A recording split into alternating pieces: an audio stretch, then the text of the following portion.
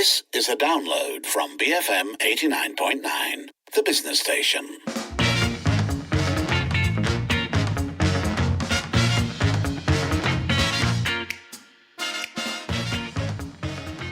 It is almost 6:07 on the evening edition with Kelvin and Hezril. And first up, we're looking at Limkokwing University's controversial billboard. So if you haven't seen it, the billboard shows an illustration of Tan Sri Limkokwing with a cheetah next to a photo of him surrounded by students in Sierra Leone with the words King of Africa. It's been called condescending, and there's even a petition running to take down the billboard.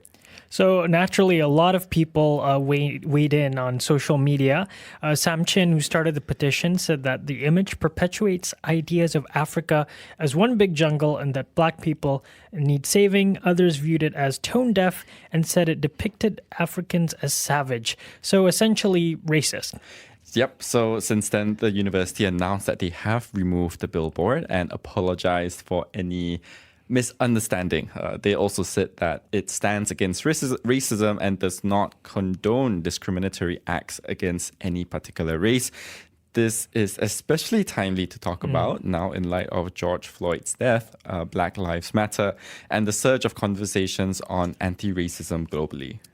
Yeah, you know, I just felt so real looking at that billboard. It was just disappointing to see that, you know, a Malaysian who's so influential is now contributing to this whole colonial "I own you" mentality. And if you look it up, the positioning of Tan Sri Lim next to the cheetah, sort of owning it is just so discomforting. And I think it further alienates, every person who comes from an African country to Malaysia, and people who come here to study, to look for have a better living, and it distracts from important conversations like things related to Black Lives Matter, of course, and people's attempts, I think, to generally have a conversation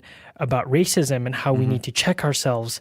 And I don't know what's worse, the fact that someone came up with the idea, or the fact that an entire education institution allowed this to happen. It's like, if it just boggles my mind how, maybe like there weren't enough people to stop this from happening in the first place. Yeah, and maybe there's also a certain culture that perhaps allows for this to happen, right?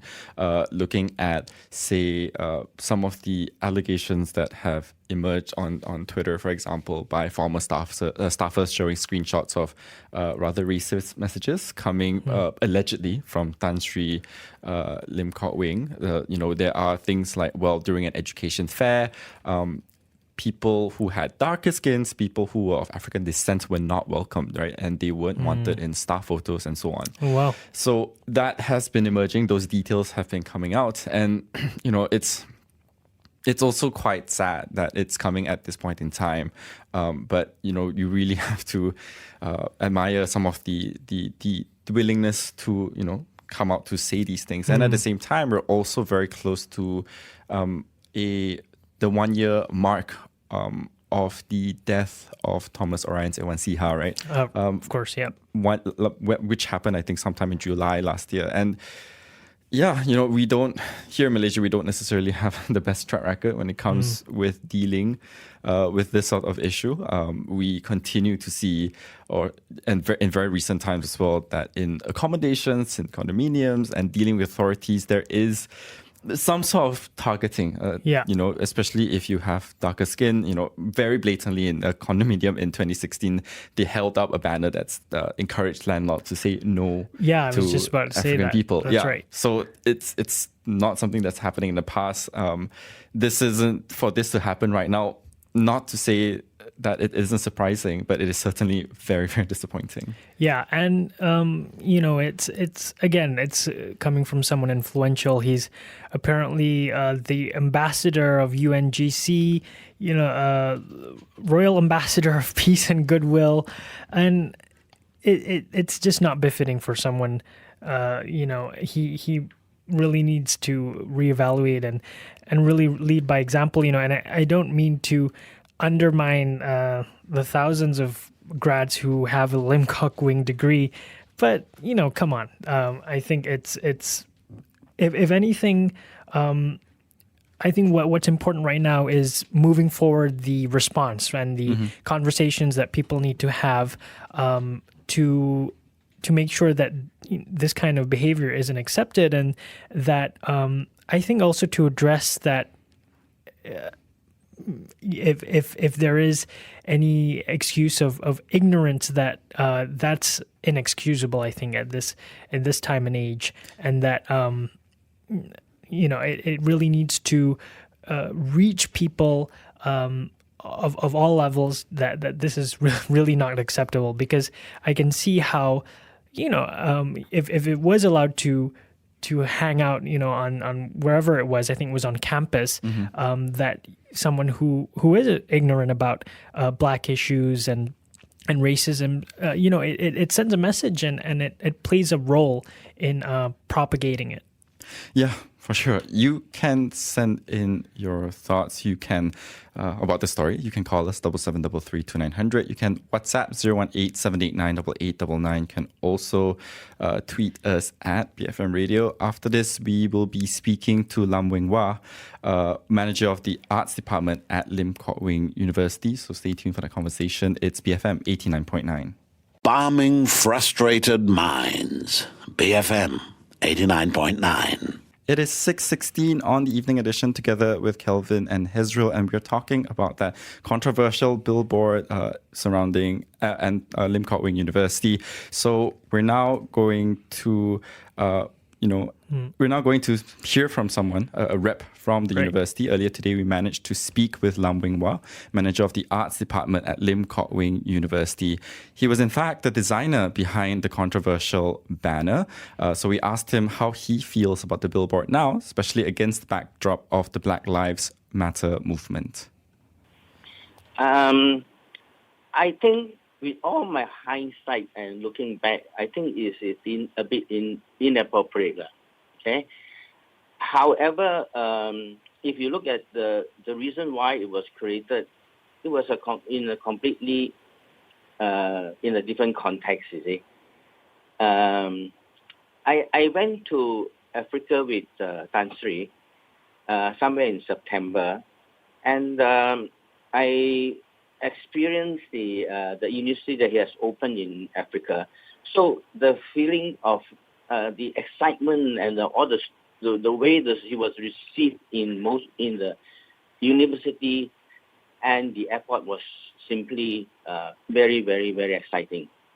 So looking at my experience in the trip with him, coming back, I went for the trip in September. When I came back in October, I thought I wanted to give him a little present to.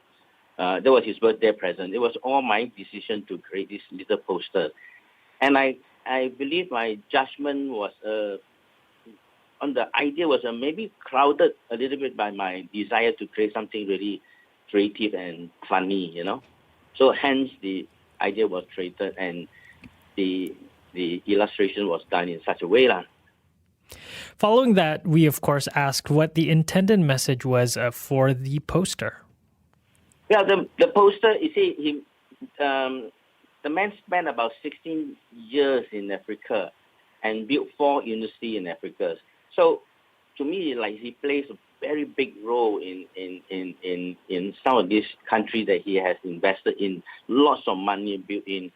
And we're talking about, we've gone through a period of Ebola and a lot of little crises, financial crisis, but I see that he persevered, and I thought he has invested so much time. I just want to give him a birthday joke, you can put it that way, So hence, that was the creation of the whole poster.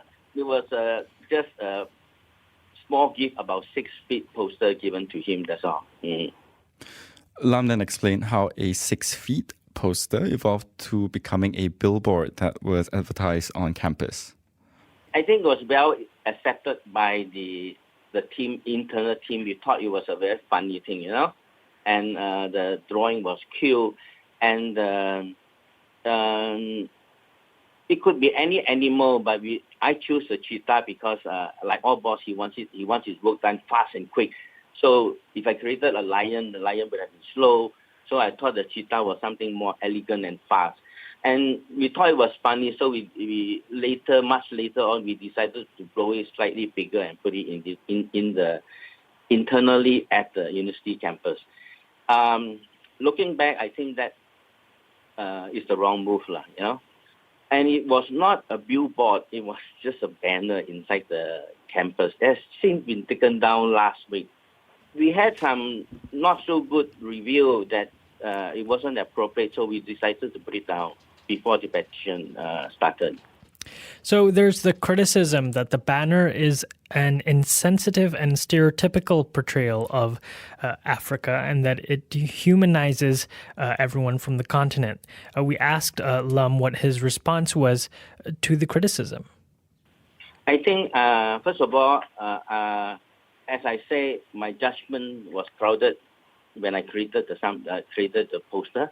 I wanted to create something that's creative and funny. I think I may have crossed the line, and I apologize to everyone who is feel offended by the idea itself. But I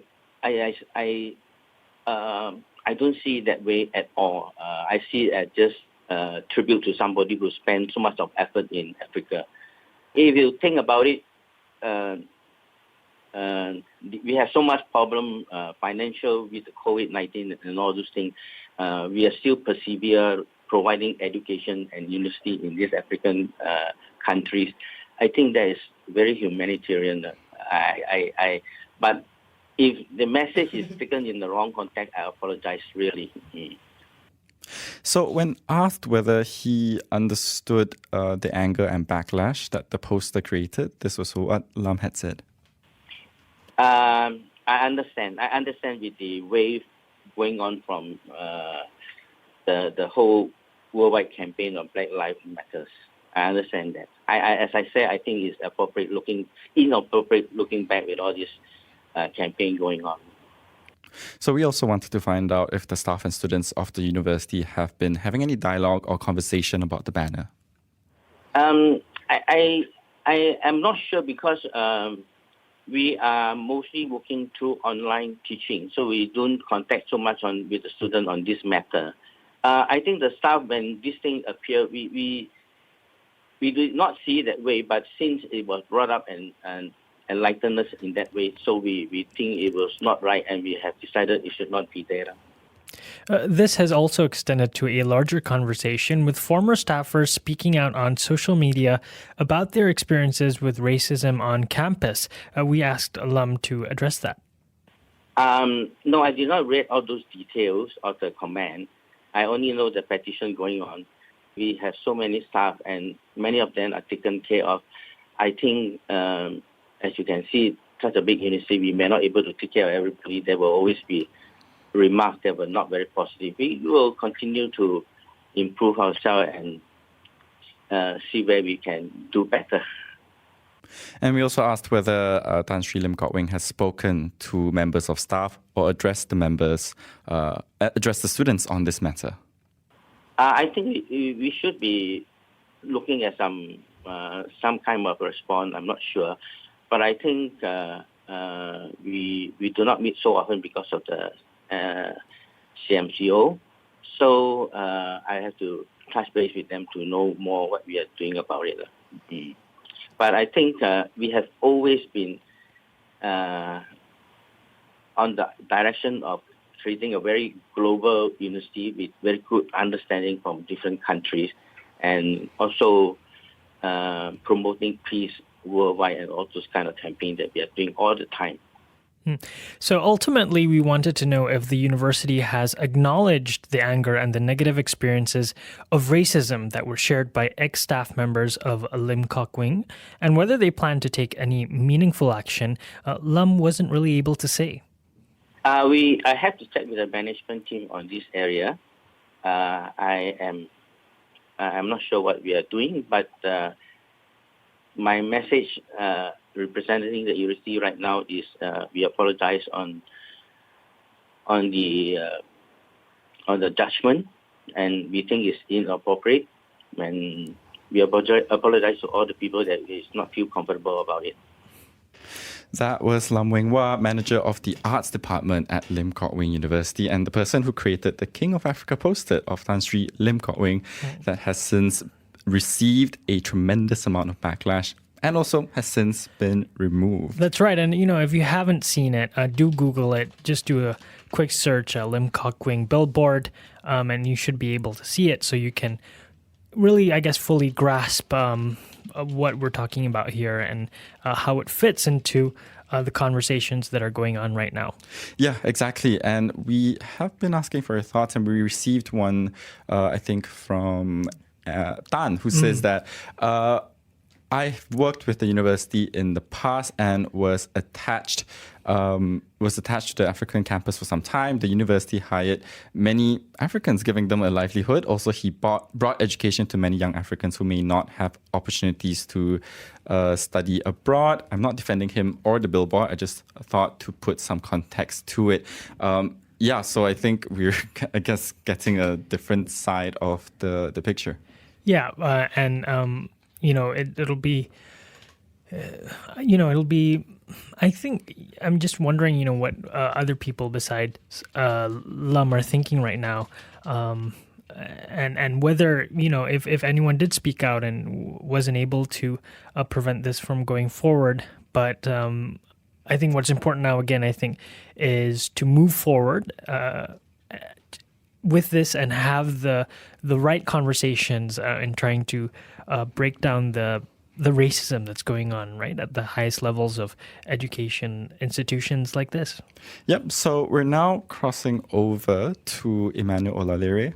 Emmanuel is a YouTuber and a student from Ogun State in Nigeria. He's been in Malaysia for 7 years. Emmanuel, thanks so much for joining us this evening. Hi, good evening. Nice to be here. Yeah, so could you tell us how you felt when you saw that photo of the billboard? I think it was quite shocking, really. Perhaps not at the billboard, but at the audacity to actually put it out there. Right. Yeah. And what are your thoughts on the reactions of Malaysians so far on the issue, especially on social media? I would say thoughts have been great, really, because I think with the whole Black Lives Matter protest and everything, I think people's consciousness has been, brought up to, the struggle of Black people as a whole. So I thought it was a bit more, people were a bit more angrier than usual, I would say. Have you been satisfied with the response from the university so far? No. So I actually I know we don't have enough time, but, I think from what I heard from the response, it's still very tone deaf, I think, because, in everything he said, he did not even mention the name of the African countries he went to. So, Africa is still very much viewed as a monolith. There's still lots of narratives of, being humanitarian and doing good and yada, yada, yada. But, I think it still lacks a lot of nuance and understanding. And even, I think the part where he says that, he apologizes on the judgment and it's inappropriate and people who are not comfortable about it still speaks volume about how, I don't think they still get it, Right. And, I guess you're right. That has been one of the main complaint that has come through. Have you observed in general a tendency to stereotype African people and countries in Malaysia, and why is that potentially harmful? Most definitely, yes, to answer the first part of your question. And it's harmful because, again, we are seen as a monolith, right? As, one story, one dimension, it's either you're this or you're that. And I think on many levels, it categorizes us into a place where we cannot be, it's like Malaysians can be many things. You can be, big, you can be small, you can be rich, you can be poor, but, Africans, you can just be one thing. And especially as a Nigerian, we get a whole lot of, hate coming that way, and other Africans get it too because they are confused as Nigerians, so that doesn't help them. So definitely I would say it's a stereotype that is very, very harmful. We are speaking today to Emmanuel Olalere, who is a YouTuber as well as a student. We will be back right after the news to continue that conversation together with Emmanuel. We're, of course, talking about the controversy surrounding Limkokwing University. You are with the Evening Edition, BFM 89.9. Bigotry-free Malaysia, BFM 89.9. It is 6:37 on the Evening Edition with Kelvin and Hezril, and we're talking today about Limkokwing University's controversial billboard, which shows an illustration of Tan Sri Lim with a cheetah next to a photo of him surrounded by students in Sierra Leone with the words "King of Africa." It's been removed since protests and I guess online protests. So we spoke earlier with Lum Weng Wah, manager of the arts department at the university, who told us that the billboard was originally in the form of a poster and was a birthday gift. We're now going to continue our conversation and our chat with Emmanuel Olalere, a YouTuber and a student from Ogun State in Nigeria. Emmanuel, thank you so much for holding. No worries. Nice to be here. So as a student yourself, why do African students choose Malaysia as a destination to study, and how will marketing like this affect that decision?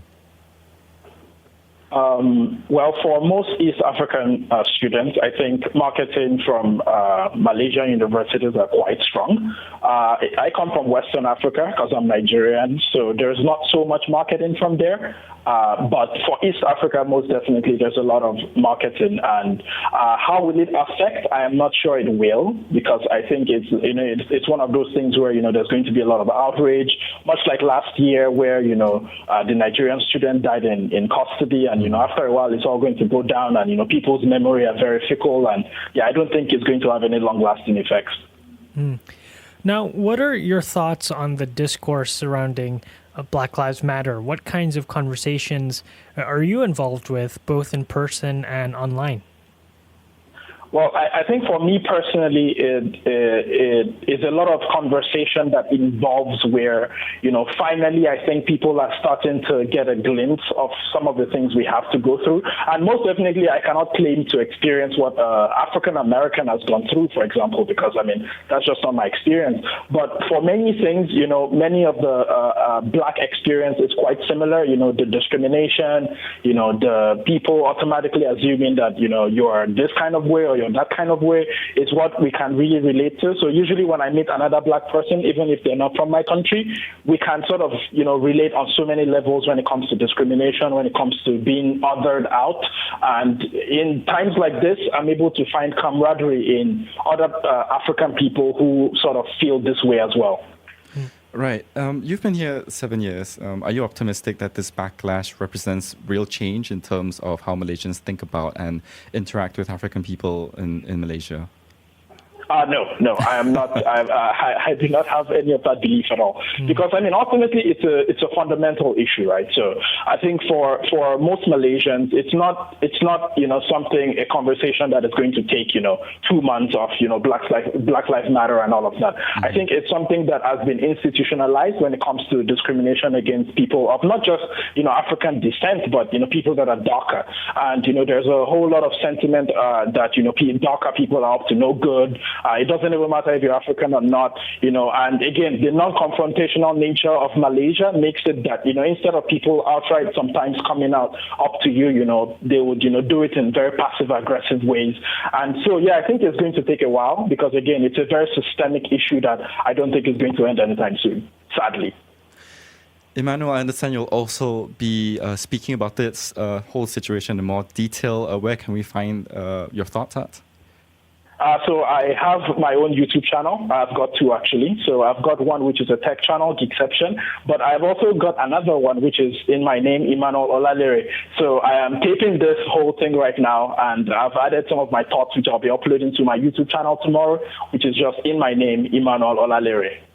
All right. Thanks so much again for speaking to us today, Emmanuel. It was a pleasure to be here. Thank you so much. That was YouTuber Emmanuel Olalere, who's also a student in Malaysia, talking to us about the controversy surrounding Limkokwing University. If you have thoughts, you can, of course, call us, 77332900, WhatsApp 018-789-8899. You can also tweet us at BFM Radio. After this, we are looking at the government's call for employers to hire more, Malaysians. This is the Evening Edition, BFM 89.9. Thank you for listening to this podcast. To find more great interviews, go to BFM.MY, BFM 89.9, the business station.